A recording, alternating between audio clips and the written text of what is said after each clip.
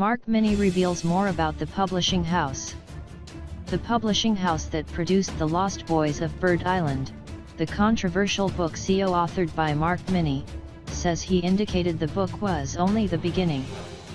In a statement released on Tuesday evening, Tafelberg Publishers said Minnie suggested he had successfully followed up several leads in Port Elizabeth during the past week and was determined to reveal further evidence. He was excited about the publication of the book and the disclosure of allegations which, according to him, had been covered up for 30 years.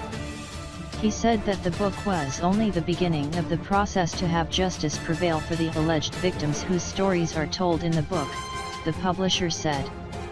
Tafelberg said their last contact with Minnie was on Sunday night. Also read, authors of book claiming that Magnus Malin was a pedophile feared for their lives, but he had been out of reach since Monday morning. His cell phone had been switched off and he hadn't responded to emails. In the week preceding his death, Minnie had said nothing to Tafelberg to indicate that he might harm himself. The publishing house added that Minnie looked forward to Cape Town's Open Book Festival, where he, together with his co-author Chris Stein and journalist Mary Ann Tam, were going to discuss the book. Stein said she was shattered by Minnie's unexpected death and stood by every word in the book. Mark said it was our task to have justice prevail for the victims. He would have wanted me to continue, and that is exactly what I'll be doing. The publisher said that Yasmin Suka, executive director of the Foundation for Human Rights, contacted Stein saying the foundation wants to take up the matter on behalf of the boys of Bird Island. Mark will never know about this, but it is exactly what he hoped for. It is too late for him, but not for the victims, she said. Minnie's body was found on the outskirts of Port Elizabeth on Tuesday morning. Police confirmed that they found what was thought to be a suicide note earlier in the day. They also confirmed an inquest was opened to investigate why a firearm was used that was not his. Read, Mark Minnie did not use his own firearm in alleged suicide. Police. His book details allegations that former apartheid minister Magnus Malin was part of a pedophile network.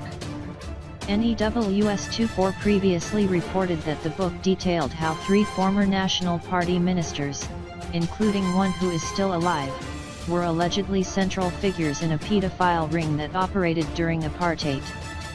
Investigations into Malin, as well as John Wiley, the former Minister of Environmental Affairs, and another former minister, who was considered a possible successor to then-President P.W. Botha and who is still alive, were halted by the police, and the investigating officer was hounded from service in the 1980s.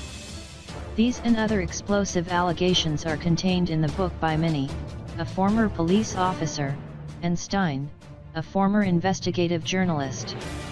According to the book, Malin, Wiley, and the other minister were involved, along with disgraced Port Elizabeth businessman John Allen, in ferrying colored minors to Bird Island, in Algoa Bay near Port Elizabeth, where the children were molested and forced to satisfy the older men's sexual fantasies.